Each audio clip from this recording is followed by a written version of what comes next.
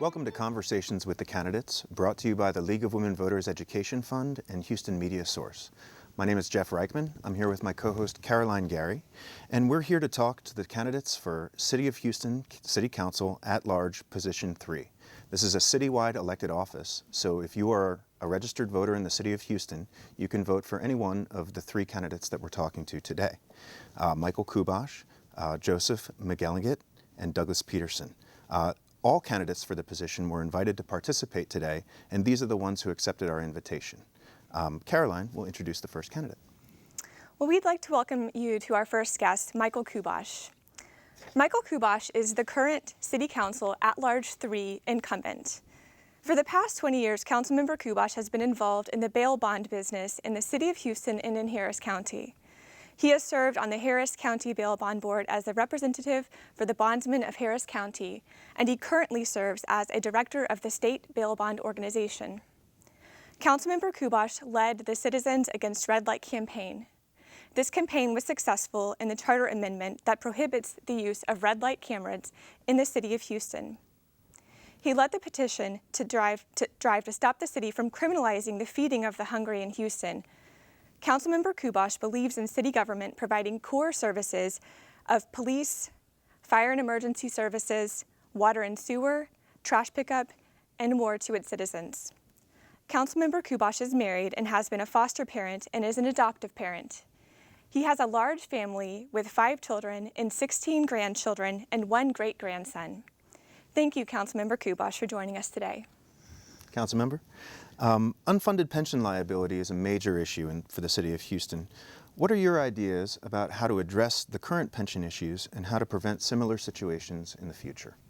Well, you have to remember that we made a deal with the city employees who are working for the city, and the pension was part of the deal.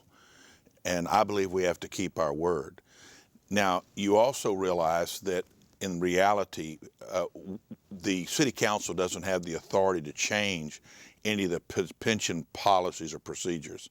This has to be done by the legislature. And there's been attempts to do that, and they've been unsuccessful over the years.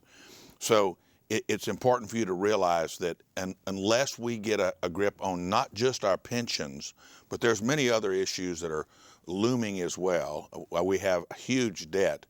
And if we don't take advantage of the hardy, robust economy of Houston at this time and slow our spending down and meet our obligations, we have to do that. But there is no way to change these things without the state legislature enacting change. Great. Thank you for your response to the first question. And we're going to move along to a second topic. So that would be that in a city as large as Houston, building and maintaining the infrastructure is a challenge. So we're interested in how you think the city should tackle the infrastructure issues, including how to pay for them. Well, you also remember that there was a Prop 1 election back in 2010, the very same time that we had the election that the citizens voted out the red light cameras. They also voted in what's called Prop 1, which was the dedicated drainage and sewer fund. And this dedicated fund was set up to raise funds from getting added to your water bill, and it's dedicated to our infrastructure.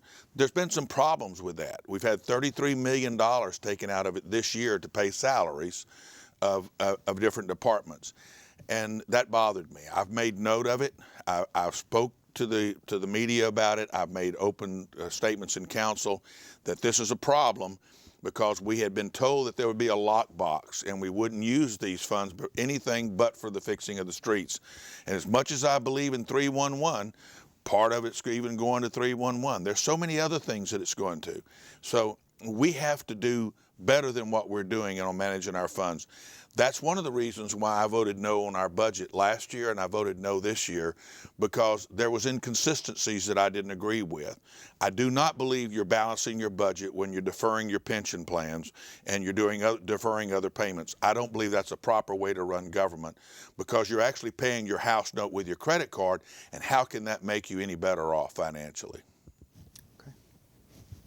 When candidates speak of crime prevention, they often propose a formula of more cops equals less crime, when in reality the systemic causes of crime are linked to issues of education, issues of poverty, issues of opportunity. What crime intervention and prevention policies do you support that will systemically address crime?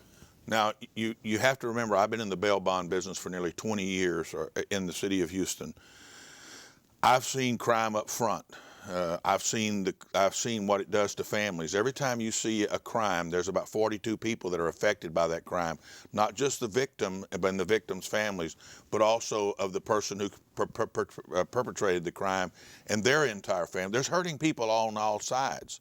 We have a number of crimes that are low-risk crimes. I've tried to get the government to pay more attention to the fact that if it's a nonviolent crime, then why put a $200,000 bond on somebody who committed a crime of a fraudulent instrument, and they figure out how much the instrument was that they fraudulated, and then they double it for our $200,000 bond, and yet you can kill your spouse and they give you a $40,000 bond, like they did the lady that ran over her spouse with a Mercedes. There's something wrong with the system. Doesn't make sense. Also, we have to do better at trying to police our neighborhoods. The police chief came to the city of Houston and council and told us that there were 20,000 cases with leads that we haven't worked. Now, first of all, you should never tell the criminals that. And we have a real problem. We've had files for homicide departments that have been missing, and later found them to be unworked. This is wrong. We have got to get our police better at doing their jobs. There's a lot of ideas that you can promote, but there's nothing better than just having the police officers' presence in the community. This is what Mayor Lanier said years ago. He beefed up our police department and the crime stats went down. You can also do away with your police department and crime stats go down because there's nobody catching the crooks and even reporting the crimes too. So we have to do better with what we have. I think we have a lot of people in the hierarchy of the police department and very little down low at the ground level. So it's fair to say that that formula of more cops equals less crime holds true in your opinion, assuming that the police department is functional and operating on all four cylinders, so to speak. Right. We have a computer program that we spent $57 million for. It's called the C-SMART program, and that's C-S-M-A-R-T. It's not an acronym for anything that I know of. It's just a C-SMART program. We spent $57 million for it. It doesn't work to this day as far as being able to implement warrants for our police department to see who's got warrants on them in their cars. This is a defunct system. And I fought it back in 2006. I fought it when they tried to implement spending this kind of money in 2010. And I voted against it every time. The system does not work. Our municipal courts are now in the red. When Sylvia Garcia was our presiding judge, the expenses, revenue over expenses was in the 36 million range. And then during Bill White's administration, the revenue over expenses was in the 20 millions, and now we're in the red. We're losing money in our municipal courts area. It doesn't make any sense what's going on. The long lines at the courts, sometimes there's nobody there. It's mismanagement. The presiding judge is more concerned about where a police officer parks his car and reports the police officer to the police chief. This is ridiculous. We've got to have better morale in our police department. Great. So switching gears, another really big issue is kind of the vision of Houston. So we are interested in learning more about what is your vision for public transportation and transit in Houston, both in the short term and in the long term? Well, we're trying to develop a plan here in Houston called Plan Houston. You know, I learned early in life that if you don't plan to succeed, then you plan to fail. We have to have better infrastructure for sure. But let me remind you, every time you see this congestion and all this traffic and stuff, I want to tell you what my daddy used to tell me. Daddy said, boy, when you see all this traffic, thank God, because that means that there's a good economy here in Houston. I remember during the gas shortages when the streets were bare, there was nobody on the roads. If you was old enough to remember that in the 1980s. I'm glad we have traffic. I just want to have good mobility. I would support anything that would help our buses to get to where they're going. I know that on Post Oak, they're wanting to put bus lanes that has been approved by the TERS. I want to see more people that are coming into the city from outside the city in Rosenberg and Richmond and Sugar Land and Katy and Montgomery and up in Montgomery County want to come into Houston. They want a park and ride. I favor that. I like the HOV lanes being open on the weekend. Why would you close them on the weekend? That's one of the reasons why I don't go to Galveston. You try to come in on 45 on Sunday afternoon or any time, you can't get in. They closed the HOV lane down. I threw a fit. Well, now they have a pilot program to have them open. So I say get on those HOV lanes only coming into Houston. I've learned that if we can open them up coming in, it'll also boost our business downtown. When you come into a ball game or an event, you know the HOV lane is open, you can get on it, and it'll make the businesses downtown be more attractive too, where people know they can get into a nice restaurant or theater downtown. Excellent. So, in terms of technology, how do you and how should the city use technology to better serve and communicate with citizens? Well, I wanted to implement a program similar to what the Texas legislature has. The legislature has a system that you can get on their website and you can put keywords in, and anytime legislation has those keywords in it, you're going to get an email from the state on the fact that, hey, there's legislation pending about this matter. And you can put a number of keywords in. Well, we get an agenda that's released on Friday evening at about 6:30. Most people are already home. Most council members are gone from their offices. It used to be printed up and put in my box, and I'd have to go back either Friday night late or Saturday to pick it up. Now I can look at it on my computer at my desk, and I can read it. It's about 500 to 600 pages normally with the backup every week. And then we have to vote on this on Wednesday. How does the citizens get made aware that there's key issues here? I say we use technology to do similar things that the legislature did. I'm sure the legislature would be more than willing to sell this program to us or let us know what it is. We spent $57 million on a City of Houston C-Smart program that doesn't work. We could have already had that system here in the City of Houston. Fair enough. It looks like we have time for one additional question. Because it's on the ballot in the fall, what is your position on the Houston Equal Rights Ordinance, and can you explain to the voters what your position is? I voted no, and the reason I voted no was when the mayor first addressed council, she said it was about a black male that couldn't get into a club on Houston Avenue. And I told her I had a problem with that because I went to that club on Houston Avenue with one of the reporters from the city of from the media here, and we went to that club. We learned the genesis of what this was really all about. Actually, we realized that this wasn't what it was about. In fact, the city, I told the mayor, I said, Mayor, I'm not going to let you get by with that. You're going to have to tell us what it's really all about. And I understood that during that weekend dealing with the Easter holiday period, the Greater Houston Partnership had came in and they were cutting deals on what they were going to do. And when the president of the Greater Houston Partnership told me how things were going to be and how it was going to go, I said, I haven't even seen a draft of this, and you're telling me how the vote's going to go? I'm the one voting on this thing. And so I said, look, I have a problem with it. I talked to some of the transgender community. I had meetings with them, and they said this ordinance, as it was worded, really wouldn't have protected them. Some who had lost their jobs, some who had had problems with other things. I didn't feel like it was properly drafted. Plus, when the issue came about that a person could go into the restroom of the opposite sex if they were in a transgendering state, the ladies responded violently. And I got 7-to-1 emails opposing this ordinance. So I voted no. And it wasn't because I discriminated against anybody. I just felt like that it wasn't properly drafted. It was the 10th or the 14th draft, the first one I had ever seen. I'm an at-large council member, and I demand better treatment from our mayor and our administration, that you bring the council members into the inner circle. When I ran, I said, I'm an outsider. Put me on the inside, and I'll tell you what's really going on at City Hall. And I voted no, and that's why I voted no. Excellent. Well, is there anything else that you'd like to tell the voters of Houston about your candidacy for City Council at Large, Position 3? The past 20 months have been the most enjoyable that I have ever been involved in serving government. I would have never dreamed it possible to enjoy being a city council as much as I am. I get to be at the seat of government. I see what's going on. And I realize that in the end, I'm going to be judged not by how many years I served on council or by how much money I've made, but rather how I treated the beggar at the gate, how I treated the poor and those in need. And so I'm continually reminded that we have to stand up for the voters of the city, the citizens of the city, and that's the least of them we have to be concerned about as well.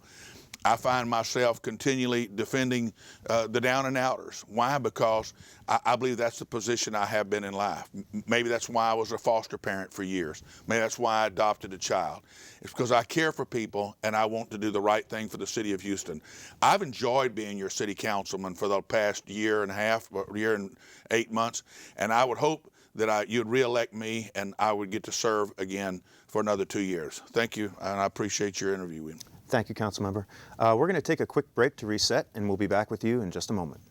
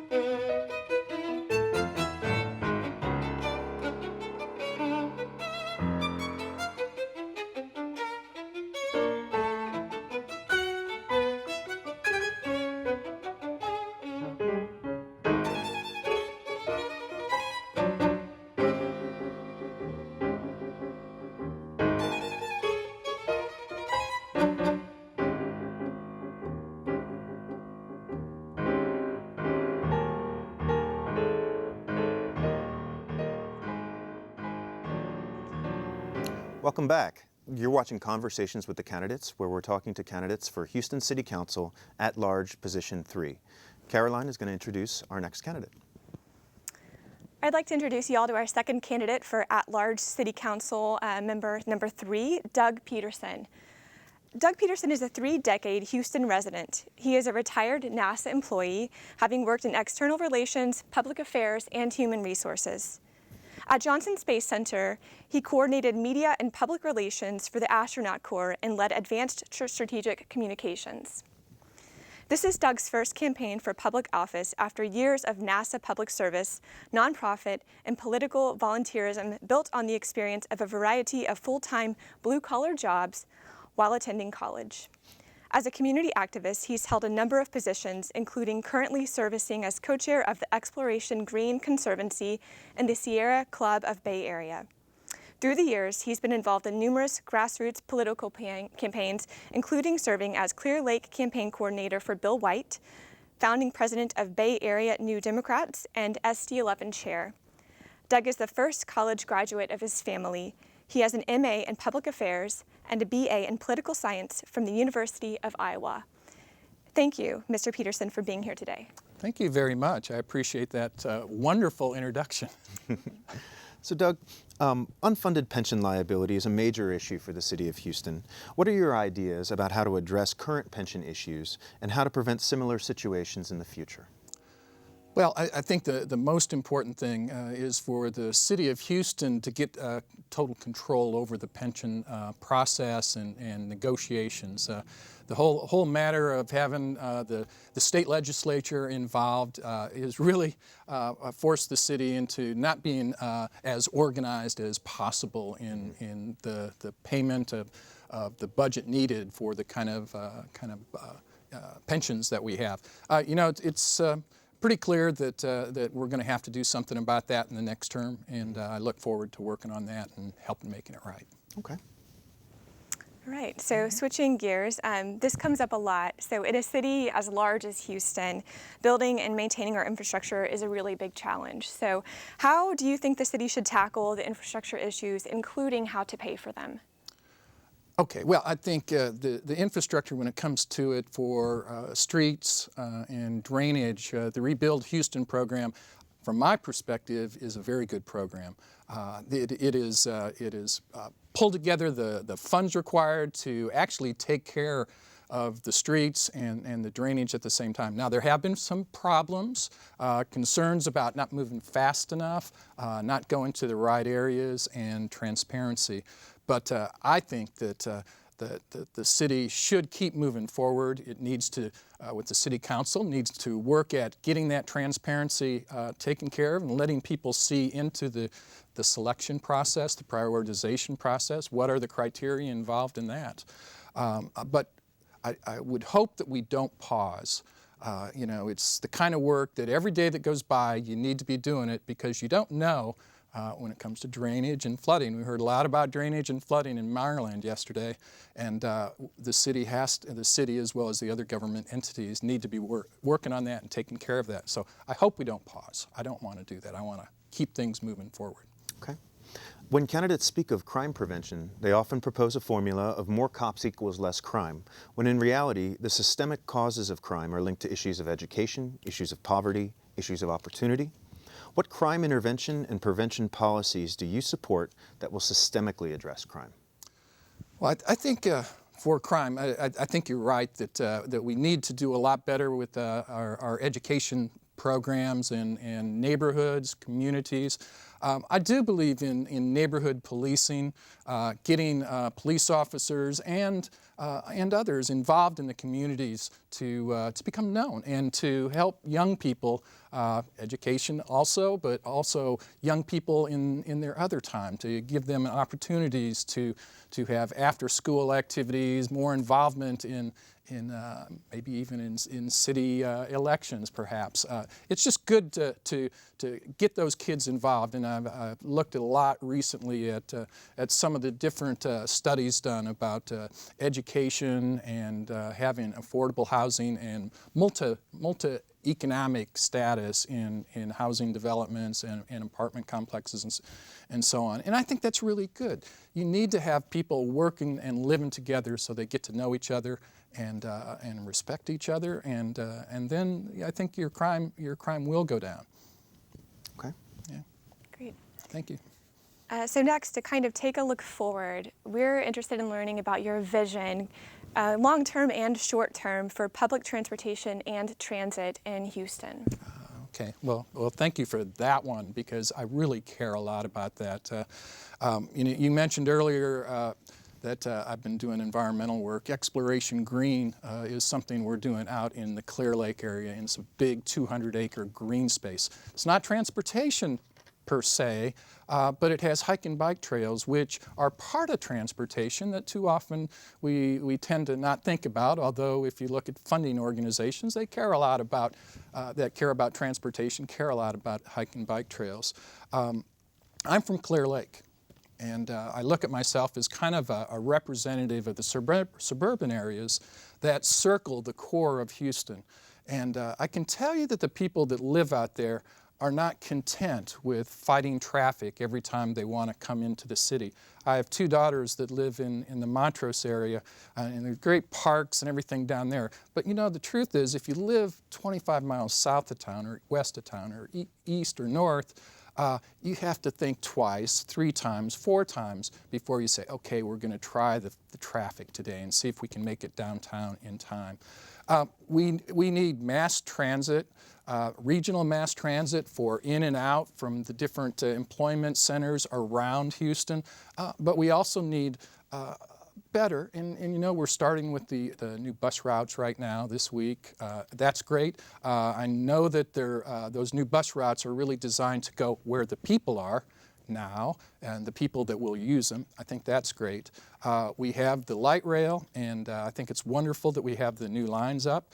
We need to be looking really hard and figuring out how to move forward on the one potentially for 290, out 290, as well as along Richmond. Somewhere we have to site that close to where the people need it. But I think it's really good that we have a lot of people looking at and planning that.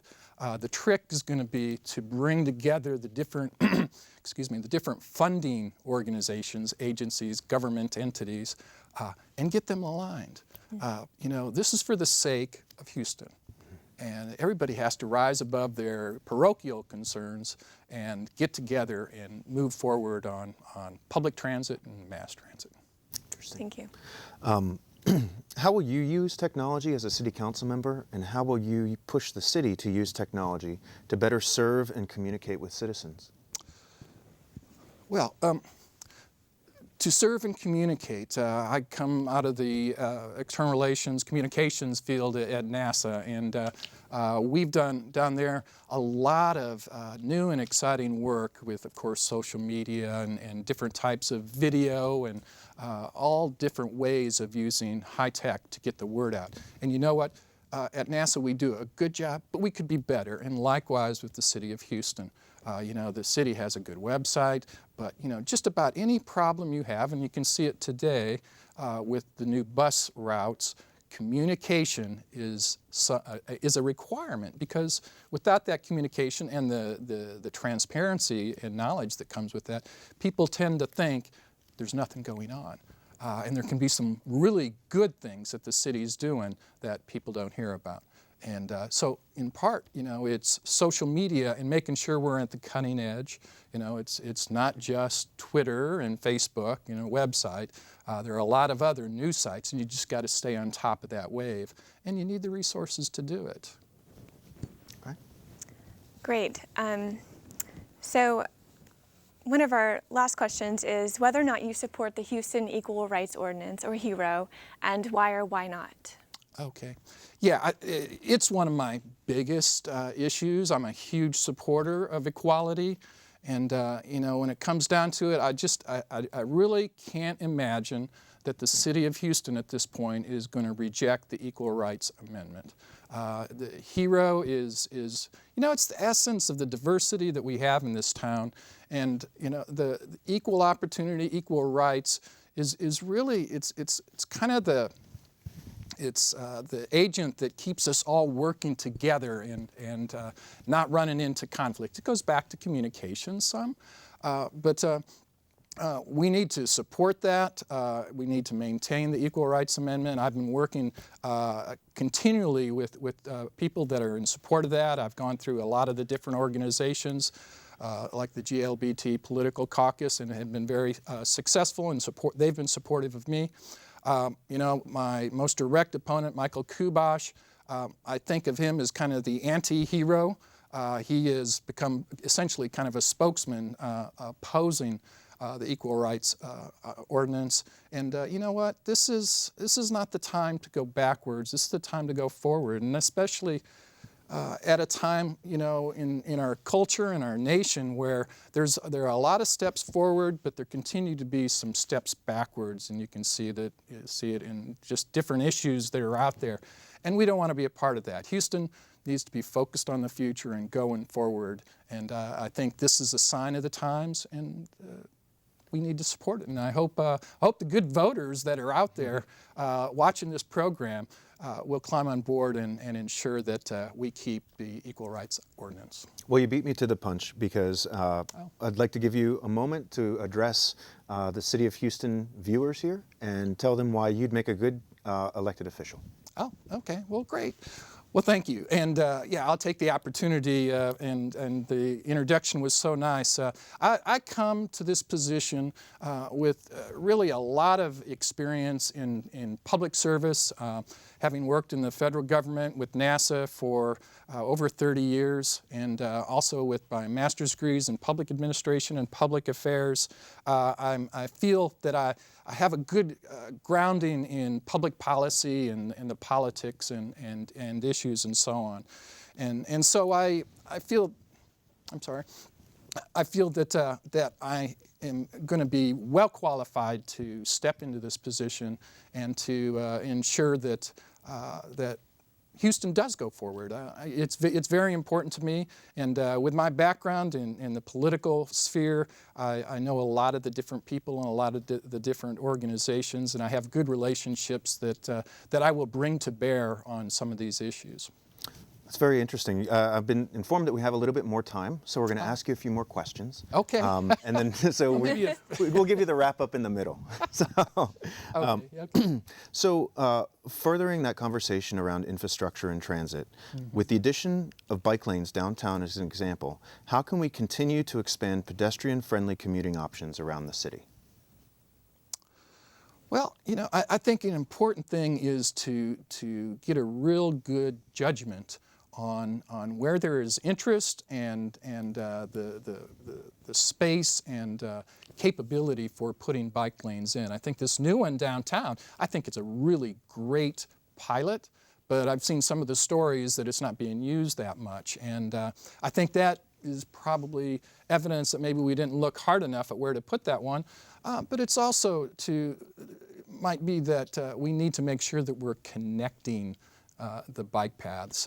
Like I said earlier, I'm from the Clear Lake area, and I'm kind of surprised in some places they're talking about, well, we need bike lanes to connect those going east and west. And I can tell you out in the suburbs, in a lot of cases, there are no bike lanes, and let alone north and south, they're not east and west. And so we need to really look hard at across the city. And this is one of the things I care about a lot with the suburban areas, is that we take a good look at those kind of amenities. I mentioned Exploration Green. We're creating a 200-acre park there, and we want to have hike and bike trails. We could use the city of Houston's help on that. And so part of it is outreach to the communities, and with the idea that they have needs. And you need to tap in, you need to communicate out there to find out what is needed a little bit farther from downtown. Okay. Great. To explore another avenue, I'd like to ask you a question more related to the economy.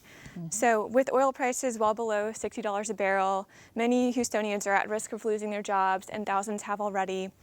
So what policies and programs should be in place to protect our city's economy moving forward? Okay. Two things about that. One is, as I've said earlier, I've worked at NASA and have been involved in some programs where NASA Johnson Space Center is reaching out to the medical center and the petrochemical field, HARC up in the Woodlands, and looking for ways to integrate and find synergies between the different technologies that they have. This is a step that ultimately could lead to Houston becoming known more as kind of the Silicon Valley when it comes down to it, for the kind of technical capability we have here. We need some collaboration, and they're already doing that, but maybe a little help from the city to help that keep going. Another thing is the city centers. You've heard that there are these different kind of locations, communities around the city that are kind of their own economic spheres. And in a way, it's kind of like city center, let's say out on I-10 and the Beltway. And you know what? There are little potential pods of those kind of activities all across Houston. And in a meeting that we actually had in this building some time ago, Spark was there, an organization of management organizations and TERS and so on, and talking about the concept of looking for abandoned property close to town that can be developed into residential and commercial areas, new. And you know, that kind of thinking is really good and really important, because most land close to town is way too expensive for many, fresh start kind of corporations. That kind of proposal might really work. Likewise, as I was saying before, with these city center sites, we should have the economic development people of Houston, facilitating that. When we spoke with some of those people recently, they said they had 3 or 4 economic development people for the city. And you really should have a significantly larger staff than that is doing that kind of outreach and facilitation across all these communities out there. Because I know I can assure you, I know that in Clear Lake and other communities like that, there's an interest in it. That's fantastic. Well, thank you so much for joining us today, Doug. Thanks. We're going to take a moment to reset, and we'll be right back. Wonderful.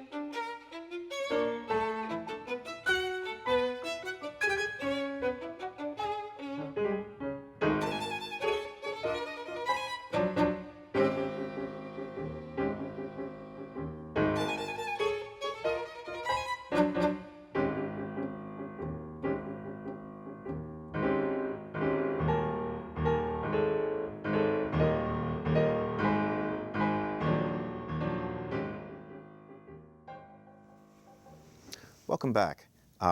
Caroline Gary is going to introduce our next candidate. Great. I'd like to introduce you to our third candidate here tonight for City Council at-large 3, Joseph McElligott. Joseph McElligott was born in Connecticut. He has lived all over the U.S. and Europe due to the nature of his father's work growing up. Joe also lived in Latin America during his college studies, but he ultimately settled in Houston in 1994. After college, Joe joined the U.S. Peace Corps and served in the Dominican Republic. His professional career has been a combination of nonprofit, public, and private sectors. The nonprofit focus has been on youth and community development, while the private sector focused on the transportation industry. Joe received his BA in Latin American Studies and Spanish from a small college in northern Arizona. He attended Humble High School. Thank you for joining us tonight. Thank you. Joe, unfunded pension liability is a major issue for the City of Houston. What are your ideas about how to address current pension issues and how to prevent similar situations in the future? It's a very good question. Like I say on my website, first and foremost, we don't have a pension crisis. What we have is an economic deficit in City Council, flat out. They don't know what they're doing, and it shows in how they manage the pensions, the budget, and everything else. What a lot of people are just looking at is they're looking straight at the budget itself, and they're looking at pensions and they're saying, we have a problem. But what they should really be saying is, why don't we have universal health care? What happened to the recession in 2001 and 2008? I mean, I have a whole list of videos and articles backing this up, but we don't have a pension crisis, and I'm against local control. And I think anybody who says we have a pension crisis and there should be local control should first and foremost look at repealing Tabor, which I've said on my website is $12.27 per year per home.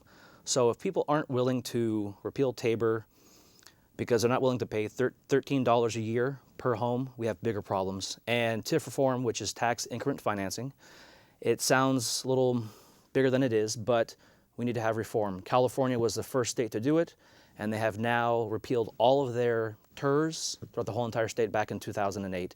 Chicago is having the same problem.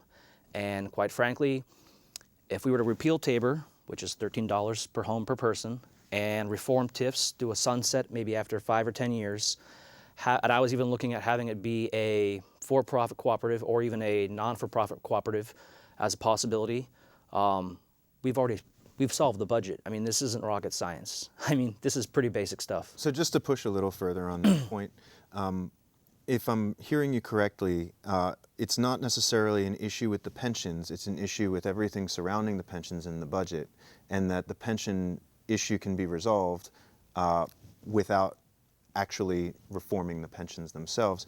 That stands in contrast to all of the reports that are coming out. I mean, can you just elaborate a little bit more, because it's a different position? Sure. So actually, the reason I decided to run was because of you. It was actually because of your tweet. I was following, I know, this is quite funny. I had never thought of running for office, and I'll get to your question, but I was following on Twitter the budget, and the things that I was reading and seeing, I just really wasn't impressed. And I mean that in a very sincere, most way that I can say. Just the things that were happening, I was just, I mean, okay, what are they doing in Brazil? What are they doing elsewhere? So, and then I saw your tweet about participatory budgeting. So I went and did some digging, found the Wall Street Journal that says Brazil's been doing this for 20, 30 years. It works. Oh, hey, they're doing it in Chicago. Now they're doing it in Boston. Now they're doing it in San Francisco. And now they're doing it in Western Europe. So I think voters should have a vote on at least a portion of the budget. But to get back to what you were saying, Texas Municipal League has put out many reports, and they've been attacked by the Texas Public Policy Foundation as a government entity. They are not for profit. They represent Texans with communities or cities under 20,000 people, and they represent about 5 million Texans. And so when you have 5 million Texans that are cities under 20,000 people per city saying we are against revenue caps, that's a problem. And when you have states like Colorado where the Republicans are flying out to Maine to convince Maine voters and legislators not to do the same thing, not to do the same mistake they made in 1992, it's pretty obvious what the problem is. It's the revenue cap and TERS reform. Okay. Great. Thank you. So a completely different direction, but an issue that you probably hear a lot about. Sure. In a city as large as Houston, building and maintaining infrastructure is a really big challenge. How do you think the city should tackle these infrastructure issues, including how to pay for them? Sure. I think everything right now is really tied into Tabor. I should tell the voters that they say the revenue cap, and so I was having a challenge, and even some of my supporters were having a challenge. Well, what is Tabor? It's Taxpayer Bill of Rights, and that's what they call it in Colorado and everywhere else throughout the U.S. So if we're going to say revenue cap, I think first and foremost we should change. Instead of saying revenue cap, call it Tabor. Instead of calling it TERS, we should call it TIF, Tax Increment Financing. So that way everybody knows what's going on, not only in Houston, but throughout the U.S. So I think infrastructure, public safety are tied to repealing Tabor and to having TERS reform. Anybody else who says differently has absolutely no idea what they're talking about. Great. And to kind of piggyback on what Jeff was saying earlier, since the revenue cap is not currently going to be on this year's ballot, Yes. Is this something that you would intend to spearhead if taking office as an elected official, as far as the revenue cap specifically? So basically, as I've said to everybody else, whether indirectly or directly, I have the support of the Latino community, the labor community, and the LGBT community, whether indirectly or directly, endorsements or not. And so I think they're quite aware of what my platform is. It's on the website. I've said it very clear. I'm not taking any PAC money. You are voting me specifically on the fact that we are repealing Tabor, we are having TIF reform, and we're getting our budget intact. I just think it's ridiculous that I have to correct Ivy League law graduates and career politicians on what is really going on at City Hall. It's bananas. Thank you. When candidates speak of crime prevention, they often propose a formula of more cops equals less crime, when in reality, the systemic causes of crime are linked to issues of education, issues of poverty, issues of opportunity. What crime intervention and prevention policies do you support that will systemically address crime? You know, I think it's a really good question. And it's not a one solution for all. It's not a cookie cutter. And so, for example, when I was talking to someone, they said, oh, you think outside the box. And I said, no, I don't. I said, there is no box. It doesn't exist. It's not there. And that's the kind of solution we need for not only City Hall, but for the police officers, for fire, pensions, for everything. So to answer your question, from what I've seen, for example, to give you an example, El Paso has these border towns, crime is out of control. And if you actually look at what's really going on, you will see that crime is the lowest it's been in El Paso in the last 10 to 20 years.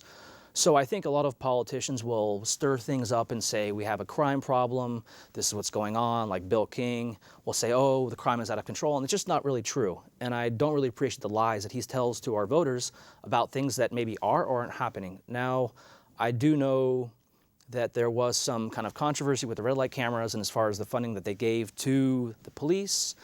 What's done is done. But Kubosh cost the taxpayers $15 million directly. Indirectly, anywhere from $25 to $50 million.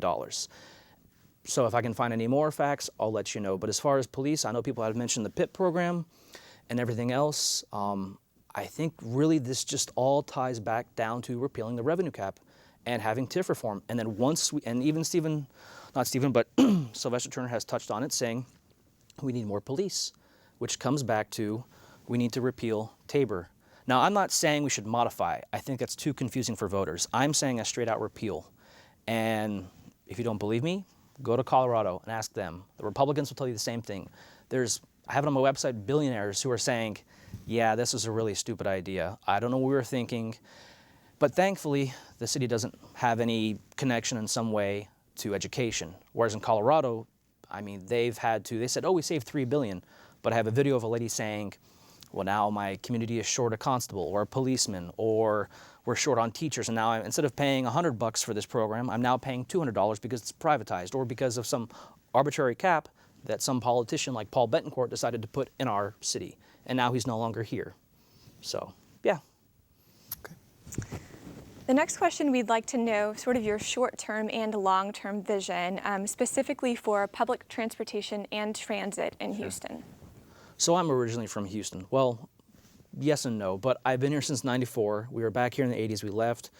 And so just kind of, living in Europe, being in Latin America, you really get to see how public transportation just blossoms or doesn't work, or how just individuals just really adapt if government isn't there. And so I think it's great that the light rail is going to the universities. I think it should go down to both airports, not just one or the other. I know that's kind of a contentious issue.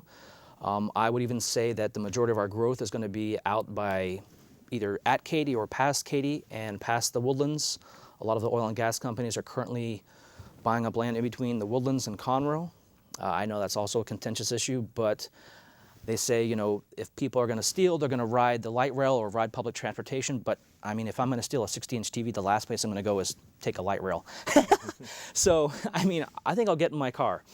But I think really as far as light rail, I was here when the whole, the budget was going on and how it was working out as far as Main Street. And I know there's a contentious issue about it going down Richmond. But I think once people start to see that it actually works, and there's even alternatives like the monorail and even bus rapid transit. Thank you. Okay. How will you use technology, both as a city council member and push the city to use technology to better serve and communicate with citizens? So, as you'll see on my website, josephmceligot.com, and that's kind of long, but you'll see that, for example, in Panama City, I think it was, they have this thing where they use Twitter, and they have these little, it looks like a hockey puck, and they put it in the pothole. And every time the car would hit it, it would just tweet out to Public Works saying, and so they would just say, okay, this today got 10,000 tweets, and they would actually do it. And so that's something else that I would do. I came across it was Case Western University, and they came out with a way to basically fix potholes in less than an hour. It seemed like they basically had a bag full of like a gel, like a cement that just you place in the pothole, and it just, once it gets in there and the cars start going over it, it's fixed. So, and I know Sylvester Turner had talked about 24-hour road assistance or something. I'm still looking into that with the county. So, but I mean, yeah, that's pretty much, I think it all really ties back to repealing the revenue cap. It just, it has to go. Okay. Okay. The next question is whether or not you support the Houston Equal Rights Ordinance, and why or why not? Sure. So I do support it. Currently, there are 200 plus U.S. cities that have it on the books. Every single major city in Texas has it on the books. But I do have some concerns that it is overshadowing repealing the revenue cap, that is overshadowing TIF reform. Houston is the only major city that hasn't raised minimum wage and tipped wage. Currently, Arkansas has a higher tipped wage and a minimum wage than Houston, than the state of Texas. And this is just, quite frankly, it's embarrassing. And if we do, and I'll get back to your question, and when we do raise minimum wage and tipped wage, I would like to tie it into the cost of living allowance, tie it into inflation. Otherwise, quite honestly, we're just wasting our time, and we're going to have to revisit the subject in 5 years. But as far as Hero, I do support it.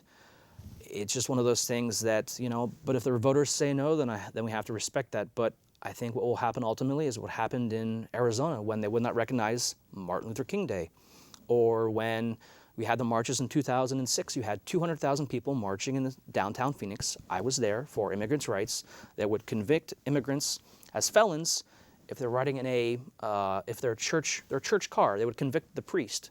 So I think what will happen is if we don't pass Hero, you won't see it right away, but you'll see an eventual exodus of people going to Austin, San Antonio, Dallas, and that's where I stand.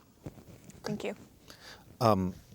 With the addition of the bike lanes downtown as an example, how can we continue to expand pedestrian-friendly commuting options across the city? Sure.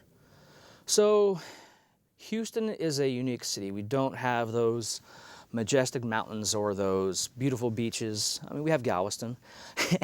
But I think really what concerns me is another thing is that when you look at as far as jobs, Houston is the place to be. But when people talk about cost of living, they say we have low housing, we have a low cost of living. And that's kind of a distortion of the facts, because in the same context, you have to drive everywhere. Anytime you have a business, you have to, okay, how many cars, how many parking lots? So I guess to go from there, I think it's really important. And if you look at any list, my goal, and on my website, I say, let's put Houston within the top 30 by 2020. It's a little aggressive, but I just feel like with the way Houston is growing, developing, we have to have alternative means of transportation. Okay. Okay. So one of our final questions will be more around the economy in its current state. So with oil prices well below $60 a barrel, many Houstonians are at risk for losing their jobs, and thousands have already lost their jobs. So what policies and programs should be in place to protect our city's economy moving forward? Sure. I think I would approach this at the state level. I know we're just city council, but to be quite honest, if you go on my website and you look, I think some of the areas we can solve this, and some people may say city council should only focus on public safety and infrastructure, and I couldn't disagree more. And the reason for being that is because we have to know what's going on in Austin, we have to know what's going on at the state level and the federal level. Some of the non-quick solutions would be earned income tax credit. Most states already have it. Rainy day fund reform. Most states have a way that works but doesn't work for the middle class as far as how fast we replenish that, how much, what percentage. So I think, and another way would be to get to your question, is raising minimum wage and raising tipped wage. Those will not offset. I'm proposing $10 minimum wage with cost of living and tipped wage with $4 cost of living. And how I did that is I looked at the states who have a lower unemployment than Texas, but they're at the same time, there's 10 of them, and I just divided that by the number, and that's what I got. I mean, it's just really not rocket science, and I'm quite surprised and concerned and embarrassed that the past and current city council have not done these things. And that's why I'm running. Okay. Would you like to address the voters and tell them why they should vote for you for city council? Sure. Hi, my name is Joe McElligott, and I'm running for at-large 3. Currently, Michael Kubosh is an incumbent, and he has done absolutely nothing in the last 2 years except remove the red light cameras, costing the police department $10 million and city taxpayers $5 million. You also look at Doug Peterson. He is a current Democratic candidate out of the Bay Area. But if you look at his website, he has no platform, he has no plan. And if you look at John LaRue, he is a lawyer. He is a lawyer. So by that analogy or by that logic, he should have twice the platform that I should have, and he does not. So I guess I would say, don't look at how much money people have. Don't look at if they're Democrat or Republican. Look at the website. Look at the platform. I have a 6-year plan. These are quick wins, and these are long-term plans. Please vote for me, Joe McElligott. Thank you. Thanks, Joe, for being here. Yeah. And thank you for watching Conversations with the Candidates, brought to you by the League of Women Voters Education Fund and Houston Media Source. We're really excited for this election season, and we encourage you to cast an informed ballot by going to vote411.org, by going to houston.vote, by tuning in next Thursday for another Conversations with the Candidates, and by remaining involved in your community and registering to vote. So thank you so much for watching.